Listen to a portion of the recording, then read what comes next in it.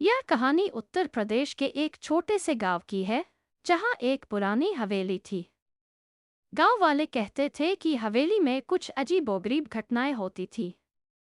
रात के समय हवेली के अंदर से अक्सर डरावनी आवाजें आती थी और लोगों ने दावा किया था कि उन्होंने वहां अजीब आकृतियों को देखा है।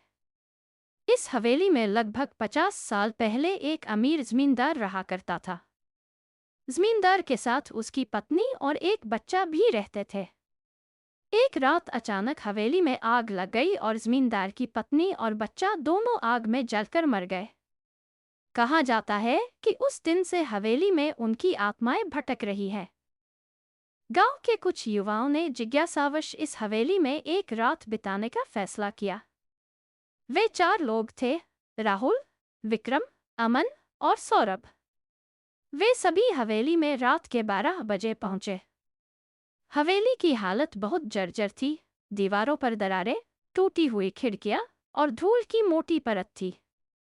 अंदर दाखिल होते ही उन्हें अजीब सी ठंड महसूस हुई। राहुल ने सबसे पहले टॉर्च चलाई और सबने हवेली के अंदर टहलना शुरू किया। अचानक विक्रम को ऐसा लगा जैसे किसी ने उसके कंधे पर हाथ रखा हो। उसने पलटकर देखा, लेकिन वहां कोई नहीं था। यह देखकर उसका दिल जोर-जोर से धड़कने लगा, लेकिन उसने इसे अपनी सोच समझकर नजरअंदाज कर दिया। जैसे जैसे रात गहराती गई, हवेली में और भी अजीब घटनाएं होने लगीं। सौरभ ने देखा कि एक कमरे की खिड़की अपने आप खुल गई और बाहर कोई परछाई खड़ी थी।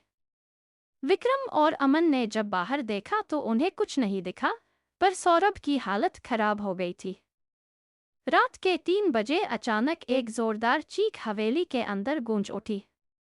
सभी दोस्त डर के मारे कांपने लगे। उन्होंने तय किया कि वे हवेली छोड़कर चले जाएंगे। लेकिन जब वे दरवाजे की तरफ भागने लगे, तो दरवाजा अपने आप बंद हो गया। अब वे सभी फंस चुके थे। अचानक हवेली की दीवारों पर खून से लिखी इबारतें उभरने लगीं। तुम यहाँ से नहीं जा सकते। चारों दोस्तों की हालत और खराब हो गई।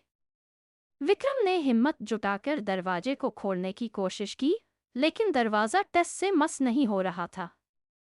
अचानक एक महिला की साया उनके सामने प्रकट हुई। उसकी आंखें लाल थीं और बाल बिखरे हुए थे। वह धीरे धीरे उनकी ओर बढ़ने लगी। दोस्तों ने जोर से चिल्लाया और एक कोने में दुबक गए। महिला की भयानक हंसी हवेली में गूंज रही थी। फिर अचानक सब कुछ शांत हो गया। जैसे ही सुबह की पहली किरण हवेली पर पड़ी, दरवाजा खुल गया।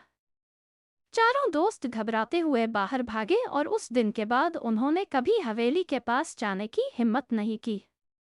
आज भी गांव वाले कहते हैं कि उस हवेली में रात के समय कुछ न कुछ अजीब होता रहता है। जो भी वहां जाने की कोशिश करता है, उसे वही भयानक घटनाएं झेलनी पड़ती हैं। क्या आप उस हवेली में रात बिताने की हिम्मत करेंगे?